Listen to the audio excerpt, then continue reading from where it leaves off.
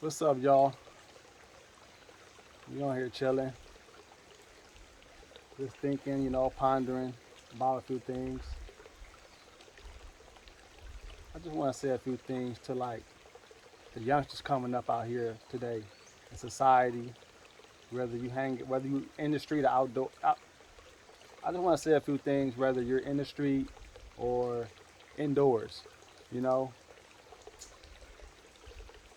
because people are drawn to you for different reasons, but all because they're drawn to you don't mean they like you. You see? So, like if you got a daddy, they gonna hate on you. If you got money, they gonna hate on you. If you look good, they gonna hate on you. If you're intelligent, they gonna hate on you. And if you got all those, I'll stay far as well. I'll stay 100 yards away from everybody who ain't got what I got. I didn't watch people, man, grow up with people from the sandbox, you know, and 20, 30 years, 40 years later, them same people who you thought were your friends, they go behind your back, steal from you, fuck your girl, uh, and every other thing. Try to rob you if you got, anything. Uh, Set you up just to see you go down, go against you, everything. Uh, so, like I said, if you got more growing up in these streets, man, stay away from these dudes, man. They ain't your homie. They may hang out with you in fun when times are when everybody having a good time, they'll come hang out, and drink and smoke or whatever you do. But uh, but you don't know how they feel when they go home. You don't know their struggles when they go home. Everybody likes to meet up out in a playground or somewhere at a location, and everybody having a good time. But you don't know what happened in the past or what they go through at their house and what resentment they bring out to the streets with them. You see? So they be holding resentment. They laugh with you, but in their hearts, they be like, this motherfucker got this, he got that. Well, I don't like him. And they just be waiting for you to fall. They be trying to set you up. I'm telling you, they'll take every dollar from you. They'll go against every thought you have. They be hating. This goes out to the youngsters and you, everybody.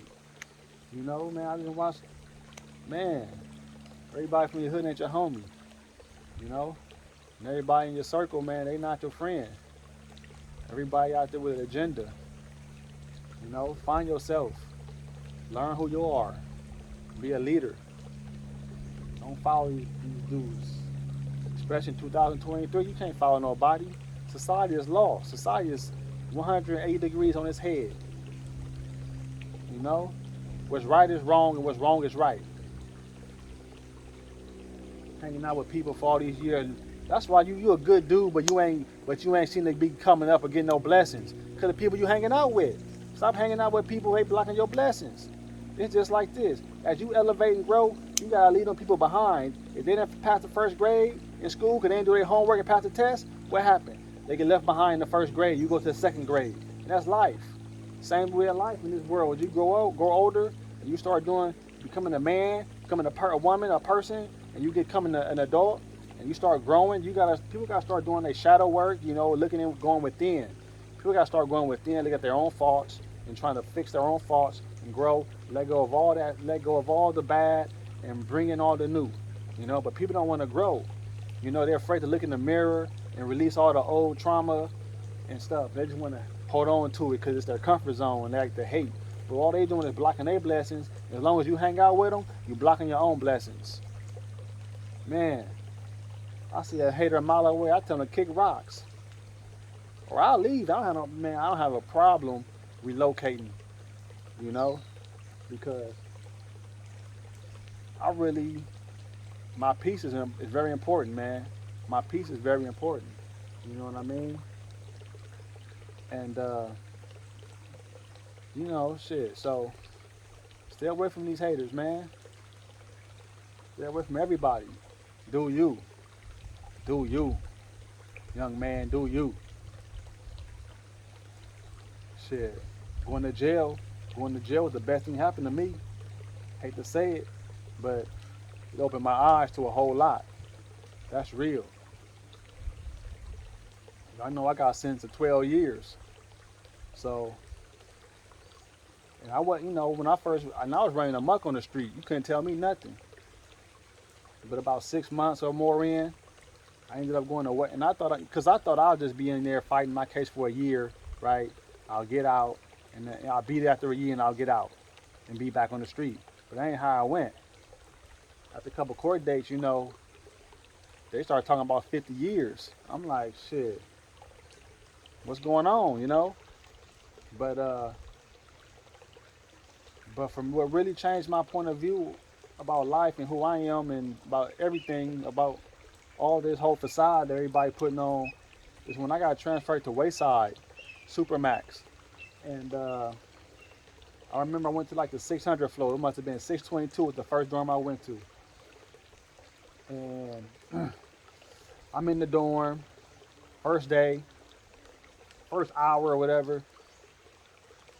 Or maybe later in the day, sometime they come in there. But if y'all know, they do count time. And this wasn't even count time. This was just a regular walkthrough where the police was just doing a walkthrough of the dorm, where they'll walk through the back door.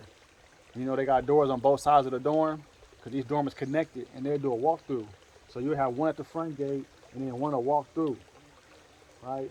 Now y'all know if y'all ever been to the county jail, man, the police is very disrespectful, right? The things you have to endure in the county jail is man, very disrespectful, not just from the inmates or the other inmates, but from the police, the jailers and the sheriffs, man, they disrespect you, man. They'll come in there and beat you up, take everything you got, and leave you in there butt naked with no food and everything. And all kind of disrespect and then the stuff and games they play, So basically what I'm saying is, I thought I was in jail amongst the biggest and the baddest, Shout out Charleston White, the biggest and the baddest, you know what he always say. But I thought I was in jail amongst the biggest and the baddest because they classified me, level 9. I got 9 rating, Supermax, so I'm the highest next to high power. We just in lockup, and so I'm thinking, okay, we got a high profile case. I'm amongst the biggest and the baddest, and then we in this dorm after being disrespected by all these police every day, all the time. So when they walk through the dorm, I'm thinking like, man, what the hell going on? Is this regular? In my mind, I'm like, oh, let's get them, right? But everybody looking at me like I'm crazy. Get them, like they like, what you talking about? The police walking through. I'm like, yeah, what we doing? Like, we in here fighting each other. At the drop of a dime, we'll fight each other. But nobody wants to fight the oppression who got us in here, right? And it really fucked me up because nobody was even batted an eye. It was normal. And so it kind of like the veil was lifted. And what I noticed is like the people that's in there, they not worried about going home. They not trying to go home. They part of the environment. They part of the environment. You see? So they in on it. They don't know they in on it, but they're a part of it. And they comfortable with it. Right? Nobody trying to go home like the Wizard of Oz. That's when I realized, man, I'm Dorothy in the Wizard of Oz. Because I'm in a foreign place I don't want to be in, and ain't too many people trying to get out. And so at that moment, I just realized that it wasn't what it was. And I started to look at the people different. When I looked in their eyes, I just seen like scared, lost boys, whether they were young men or old men. But everybody in there lost, scared. And they all broken. Spirit, they broke. And all they want to do is fight each other. That's the only sense of empowerment they could get is to conquer the next individual that's next to them.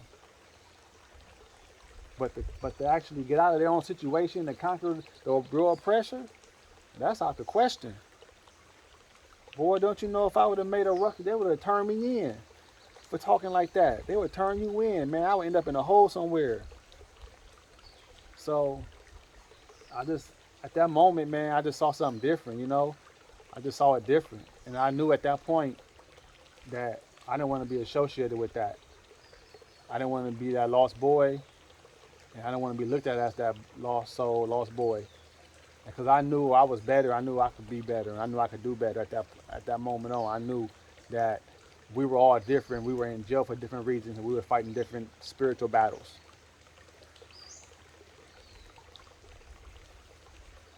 And that was the beginning of me like walking my own journey. You know, that was the beginning of me walking my own journey. Then later down the line, I started getting some books from the outside. Started reading, and man, I had to go back. I had to go back and, and practice my spirituality, my religion. Uh, and that really brought me peace. It brought me guidance. It brought me peace and guidance, and also believe protection. Uh, but it also showed me the power. It also showed me the power because no matter what, everybody in jail is scared. You got some people that's used to it and comfortable, so you get more relaxed as time go on, right? But you never know from day to day what's going to happen. Even when you get comfortable, you still don't know because anything's bound to happen. Because I've been in situations where I'm just comfortable, we all in there hanging out. A minute later, it's a riot going on. We in there fighting for your life, you know. So, uh, so like I say, eternally, subconscious, everybody in there scared. Uh, but through my faith, man, my faith gave me a lot of strength. My faith is what gave me my strength to get through that whole situation. Out of the 12 years, I got sentenced to 12 years with 85%. And I ended up doing 10 years, 8 months on that 12-year sentence. But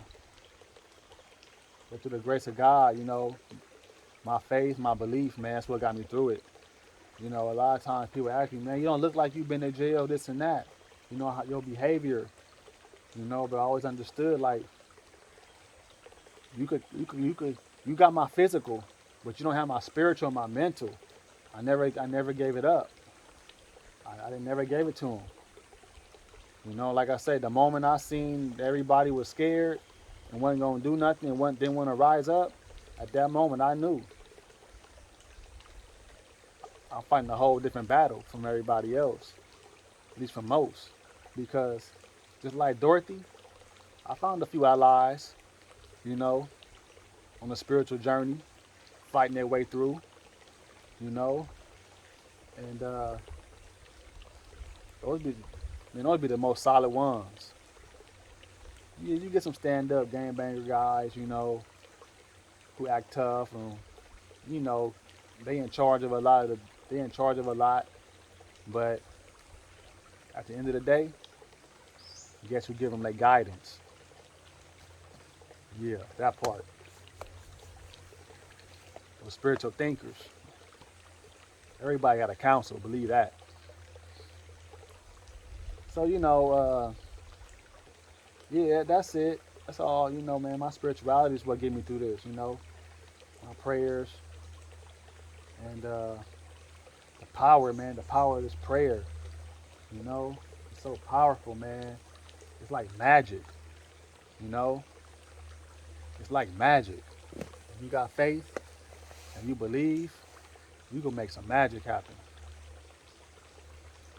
And I wasn't able to pray my way up out of there, but I did pray my way out of there safe. But, I couldn't control that because I was attached to. Now, I honestly believe if it would just been me on my case by myself, I could have. But a lot of times, I was attached to other energies because I had co-defendants, you see. And so based on the attachment, they had their own contracts and karma to right. So just based on I wasn't able to do that. Uh, and that's the reason why a lot of y'all losing y'all blessings because y'all holding on, hanging out, and connected to people you need to let go of. Get free and watch your blessings rise. Okay? Because, man, the magic that I've witnessed, that I've done, just through prayer, just asking, through prayer, and watch it happen like this. Man, I tell you. So, whew. Yeah, man, stay away from them haters, man. They trying to trick you off the street, you know? That's all they trying to do is trick you off the street, man. They don't mean you know well. People be mad at you because you got a daddy. You mad at me because I got a daddy. It ain't my fault. I don't got no control over that, you know? I just wish I appreciated my daddy more as a youth, you know, so I wouldn't have to go through all these obstacles. But when you're a youth and you got to fight with society, and society is all you see, you're more interested in what society and everybody else doing than what your daddy telling you, you know?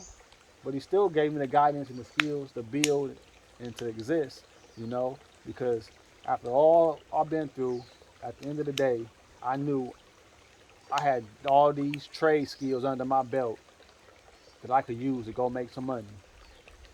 And that's why I always speak on trades and skills and learning. You know, I advocate for that. You know, I started a nonprofit. The name of it was Skill Build, but we changed the name to Humanity Evolve. But it was about, because when I was in jail, I met a lot of brothers, man, who want to change. A lot of people won't change, you know, especially at a certain age. You're like, man, I'm tired of this. But at the same time, that's all they know. They don't know nothing else. And if you got to go back to the same street, the same block, that's where your mama live, then you're going to fall right back into the same traps, you see? So you really got to relocate yourself. But like I said, that's all they knew. But for me, that wasn't all I knew. The street life wasn't all I knew. I knew how to work. I always put myself in a position to win. My downfall was trying to bring everybody else with me. You see? I was always trying to bring other people with me. I want to see everybody win. I want to see everybody win. I don't want to just be the only one up there by myself. But now I see if I have to, I will be. Peacefully, happily, joyfully. But, you know, I will say this, though, for those who want to bring their team along at the exact time, because you can always come back, I feel like, once you grow to a certain point, and you got the strength and they're not influencing you, right? You can always go back and pull the individual up. But he still don't mean he's going to stay up. He might just try to bring you back down. So you got to always recognize that, you know. But as you learn and grow and share, right? Teach them, share them, share your growth with your friends, your close ones you want to see come up with you. Encourage them, let them know it's okay to be positive. You know, let them know it's okay to grow, it's okay to learn. It's okay, you know. And show them and teach them as you learn. And those that grabs on and grow with you, those are the ones you can come with you. But everybody else got to get left behind. Even your day one, the ones you love and showed you, man, them got to get left behind. See y'all later. See, catch them in traffic. You know, the life gets greater later. Man, you know, man, think about it. From then to now. Don't you know when I came home, the same people was doing the same thing on the same block? Come on, man, we come home running circles around these dudes. They begging you for dollars. Nigga, get the man get away from me. They begging you for dollars. You just coming home, but you on your tip. These other dudes are stuck, man. You hanging out with the same dudes for all these years, doing the same thing. Just for them to turn around, backstab you. Man, get away from them dudes, man. Do you, man. Do you. You don't owe nobody nothing, nigga. You don't owe nobody nothing. I'm telling you.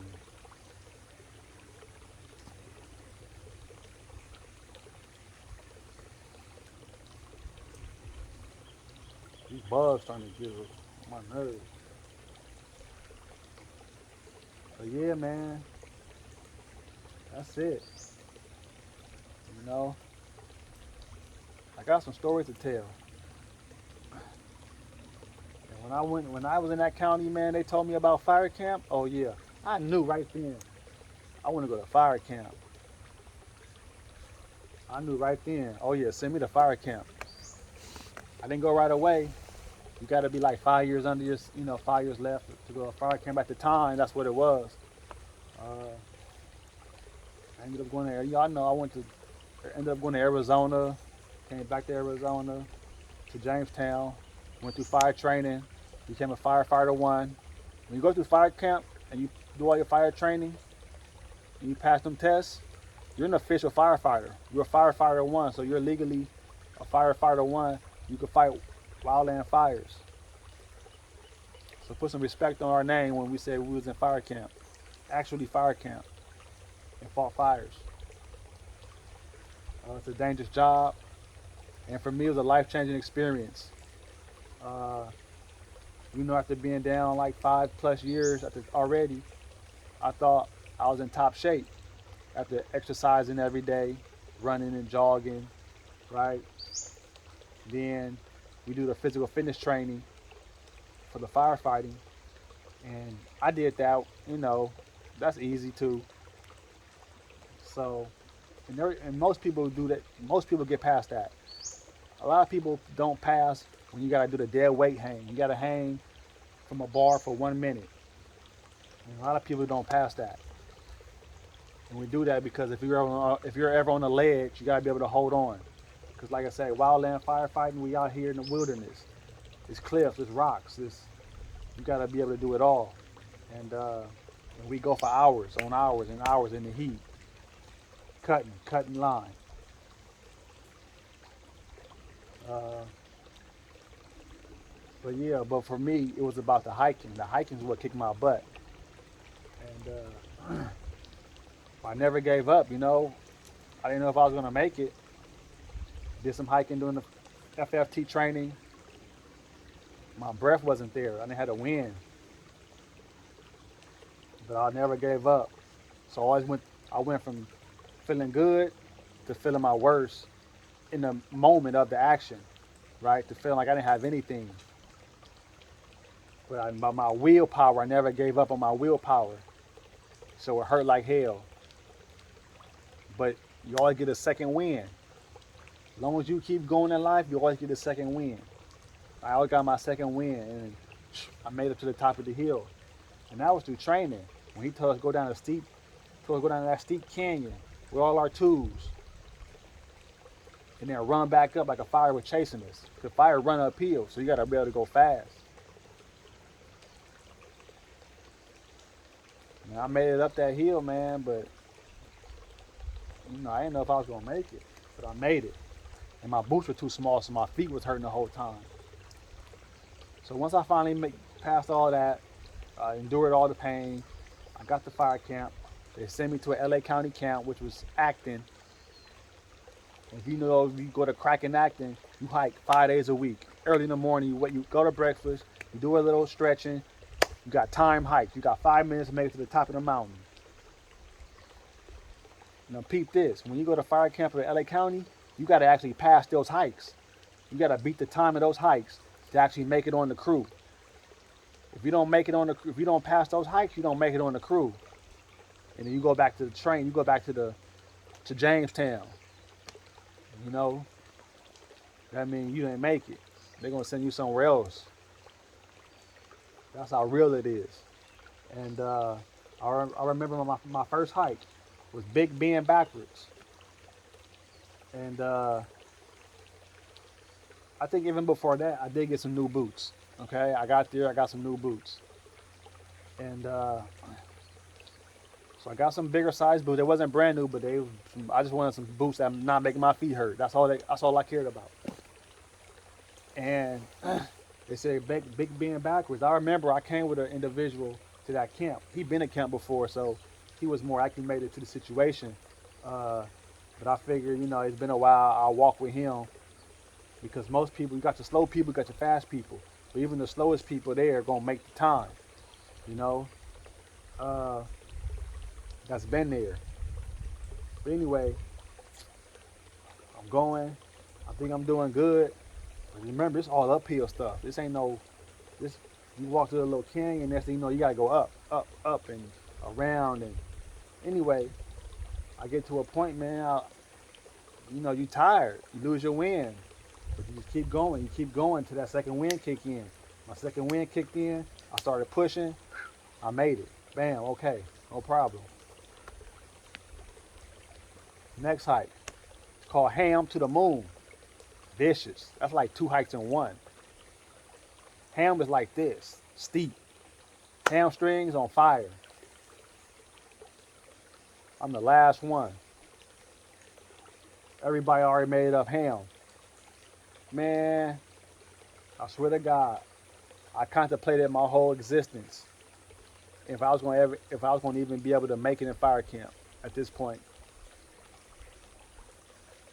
It was hard on me, but I never gave up. I took one step at a time, 1 inch at a time.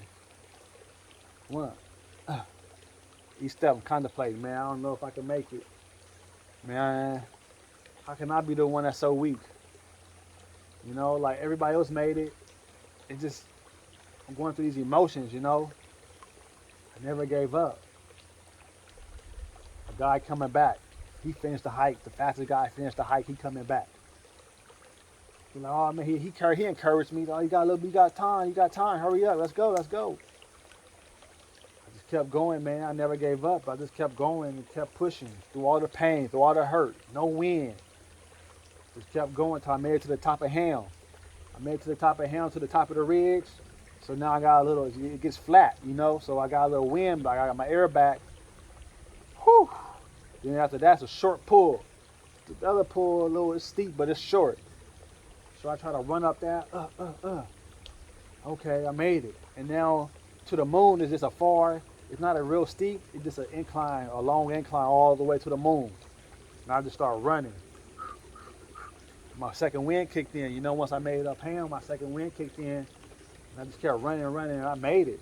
I passed the slowest people at the camp. I passed them up and made it. And with that hike, I made crew. And I knew it, and then I think later that day we caught a fire. A little grass fire on the side of a hill. Man, kicking my ass. I tell you, it was kicking my ass. So remember, we got weights. At camp, you got weights. So I think that day, I know that week, something told me, you gotta get your legs stronger. So I went out to the exercise weight pile. Man, I just focus on legs. I promise you, I did the leg squats. I put the weight on the leg press. Start pushing it. Got my legs stronger. Started doing that every day. I got strong. After that, so that's what it was. My legs wasn't that strong. And once I got my legs strong, I became top 10 at the camp as far as hiking. That's all it took. Because I got the willpower, but the physical strength wasn't all the way there. So I had to build that up. And once I built that up, I was a beast. I touched all positions as far as cutting line. The only thing I didn't do, I never became not the captain, what they call they got the drag spoon, right? Who rears the line. I did drag spoon, McLeod, Pulaski. I trained for Saul, but somebody better came. But I became his puller. They call it a bucker or a puller. So as he cut, you grab the brush and throw it off the line. So I did all that. I never became like the captain. I know we got captains, but like the assistant captain, I don't know what they call them. Lead, crew lead, whatever. I never did that position. Because if a guy got that, he ain't gonna surrender that. And I didn't really need it. But I had a good time at camp. My downfall with camp was cell phones. You get a cell phone, You get caught with it, that's more time. So, but you know, when you been locked up, man, and you got a cell phone, that's like a window to the society. So it was like impossible not to stay away. And then you got your girl you trying to get in contact with. Is that a big old turtle? It looks like a turtle. Or maybe it's a rock with a leaf. Anyways, yeah, man, shout out. You know who you is. Uh, anyways, at that time. Yeah, that's my fire camp stories, man. I got a lot more, sleeping out. Come on, man, we flew in helicopters. We've been in helicopters, fighting these fires, man. They fly us to the top of the mountain in a helicopter. Get out there and get it. Come on, man, sleeping outside on the mountain, middle of nowhere, like. And I didn't fall fire from northern to southern California. All right, we're out on the border. I didn't. We on the hill. It's a fire on the hill, right? I'm at the top of the hill. We on the California side, but at the bottom of the hill is Mexico, and you can see the houses and the houses and stuff, like bungalows and like that's Mexico. Ain't no fan, well, no, ain't no, cause ain't no gates when you on the mountainside. The fence is only where it's flat. When you start getting into those mountains, ain't no fence. You could a lot of border patrol though. It's a lot of border patrol, so they be out there trying to get you. But if you can make it over, you right there. I seen it. It's real. I've been up north. I've been in the sequoias and all that, big redwoods and stuff. You know, sleeping out there in the mountains and in the wilderness like this. You know, it's an experience. It's definitely an experience. Yeah, man, fire camp. Eventually, because I went to Acton, then I ended up going to McCain Valley, and I was at McCain Valley for a long time. Shout out Captain Snipes. Uh, he was the worst captain. He'll work you to death. But like I told him, I ain't worried about it. Because if you could do it, I know I could do it. He would try to send us on these wild hikes for hours and stuff. And I'm like, man, if you could do it, I ain't tripping. I know I could do it. We in shape. We young in shape. So he trying to break us off, but he breaking himself off to break us off. Man, I never got that understanding on people who do that stuff. But that's him. Anyway, I got vouched for. I was getting vouched for. Jamestown, when I was in Jamestown, before I went through training, I had to get a job. They threw me in the kitchen, but I had a homeboy named LA, right? So he ended up, when he was going home, he vouched for me to get a position in the school. So I became a TA, grading homework and stuff. So I did that before I started my training. And then, even before that, when I was at Centinela, the homies got me in the kitchen, and just off my own work ethic, I within like a month I became working in the back, a linebacker. Then within like 3 months I was head linebacker. You know, uh, until I left, uh, and I was there about 3 years. They shot me out of town to Arizona. That was a whole nother experience. Arizona, man, that was a free for all. And we had video games and everything. People had like real clothes. That was ridiculous. But that's a whole nother experience. You know, I stayed out there about another year and a half before I came back to go to fire camp. And like I said, when I was at McCain, after a year or so fighting fires under Captain Sipes, uh, I ended up becoming the rations clerk. So then I controlled the budget as far as what we buy. I made the menu, so I worked close with the kitchen. I made the menu. I ordered all the food. We would go to Smart and Final once a week to pick up the weekly produce. I would order from Cisco and some other places and have all the food delivered. I did all that. I controlled the budget. I made the budget. Like I didn't make as far as how much money they allocate to us, but I added it all up, and then based off the amount we had, I had to order the food and make the menus every month, and a host of other things I did. So that was cool, you know. because I wanted to get off of Captain Sipes' crew. So I did that. But them phones got the best of me, and ended up. But they gave me a good recommendation. They ended up sending me to Fenner, which is close out here. But I didn't last long at Fenner. I didn't really like Fenner. Uh, so from there, I ended up going to Lancaster to do the rest of my time and parole from Lancaster. But there's so many different experiences, and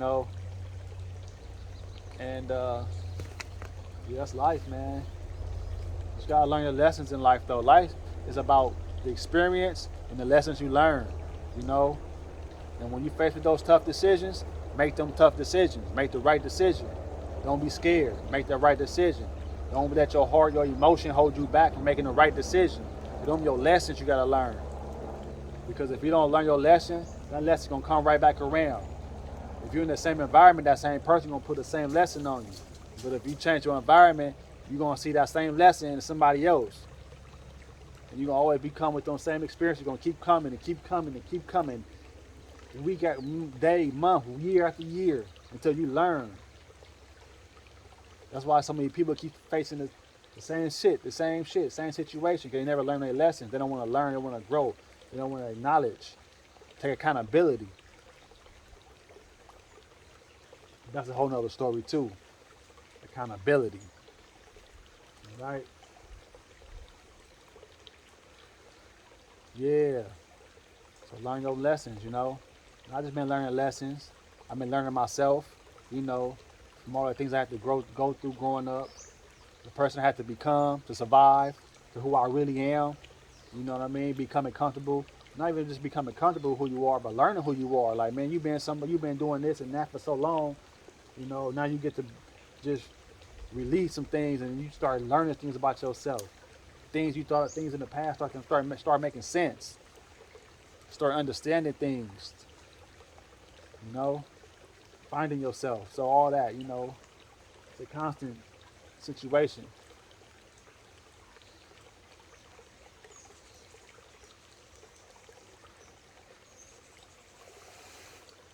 So, what else? Learn them lessons. Don't be afraid. When you wake up in the morning, 5 things to improve your life. I can give you 10 things to improve your life. Number 1, you wake up in the morning, give gratitude for what you do have. For what little you do have, or what lot you do, just give grace. All right? Give grace. And then you want to wake up, you want to pray, man, meditate and pray, tap in, Because when you start doing that, you'll start getting downloads. You'll start feeling empowered, feel that energy. You can manifest, you can get down, however you create, you can do it. But you got to tap in and connect. All right? Wake up in the morning. Another thing you can do, change your diet. Start eating healthy. Stop eating so much goddamn meat. You know what I mean? Add some vegetables and eat more fruits. Learn about herbs and what herbs do to start helping speed up the process and cleanse your body. Everybody needs to cleanse their bowels, your intestines. That's where all your disease at. For your belly way out here. Anyway, I ain't gonna talk about nobody, but that's why you know what I mean. You feeling unhealthy. Don't wait for the doctor to tell you gotta change. Do it now. Take your herbal cleanse and just go 20 days with a clean diet. And taking herbs, drinking a lot of water. No, do your research. Look how good you will feel. Clean. Then you don't gotta, like I said, you don't gotta do a cleanse for the rest of your life, but you want to reset your clock. You want to reset all that 20, 30, 40 years, 50 years of buildup you got in you. Release it. Release that disease that's in you. Let it flow. The doctors ain't gonna tell you how to do it. They're gonna give you a pill to mask the symptoms. But all you gotta do is flush your system. Just flush your system. Stop putting the poison in and put the medicine in for 30 days and watch how your body changes. Then imagine you do it for 90 days, 3 months. You're gonna live 70, 80, 90 years, 100 years. You can't dedicate 90 days, 3 months to yourself to cleanse and heal. 90 days. But start off with this 20-day cleanse.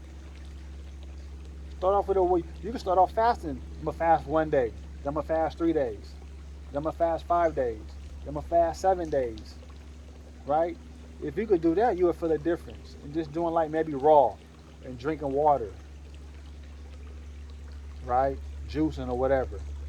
Just do it 7 days of no cooked meats and stuff. And just do the natural stuff, raw, whole foods. And see how you feel. Do that. All right?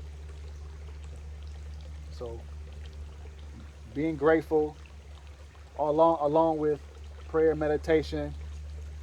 But you should do that morning, noon, and night. That's tapping in, that's disconnected from society, tapping in to source, all right? Tapping into God.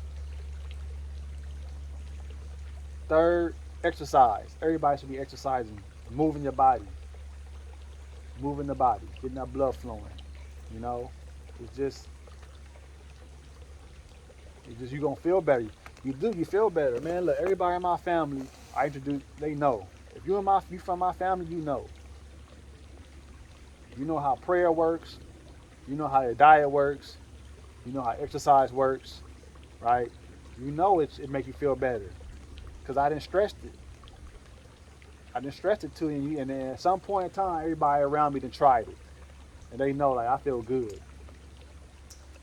Everybody in my family that know me, that's been around me, that has something going on, ain't got nothing going on no more, as far as that with their body. What else? Reading and journaling. Read and journal. Read a book, man. Learn something new, and whether you do it at night or in the morning time, early in the morning. Get up, read something new, read something educational. Stimulate your. You want to stimulate your mind. It's about stimulating your mind with high vibrational thoughts. The exercise to get your blood flowing. This is all high vibrational. The food is high vibrational. The meditation is high vibrational. Your exercise get your energy flowing. What they call, I can't even think of it right now. Get your endorphins flowing, whatever flowing. Everything high vibrational.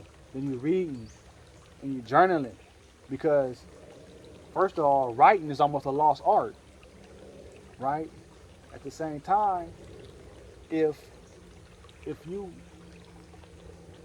writing your emotion down, that's a frequency that's not really being processed no more. So you have an advantage, because it's just another tool, another sword that you got out here, another weapon. You feel me? So but really what journaling does is it helps with your manifestations, right? And it helps bring your thoughts into paper. So you bring your thoughts out into the world, you put it on paper, right? And then from there, you read it and you do it every day. So it's bringing a connection. It's like a connection. So you journal, you read, and then I want you to get rest. That's the fifth thing you could do. Do some rest. All right?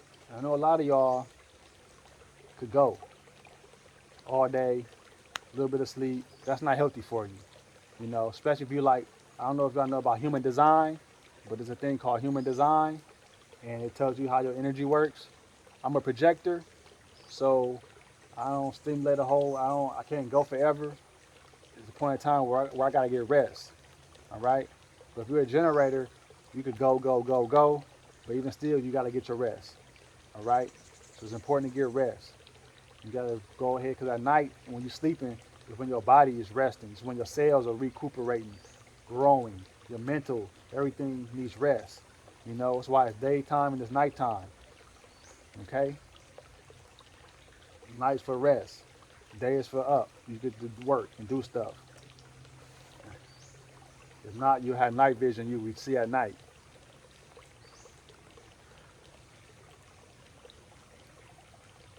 Now, if you want to prolong it,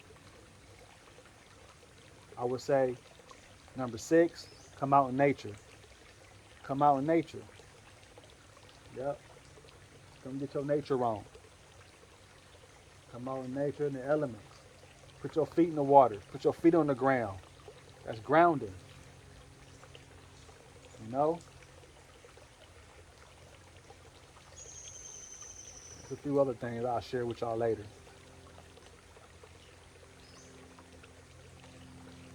Those are the main things.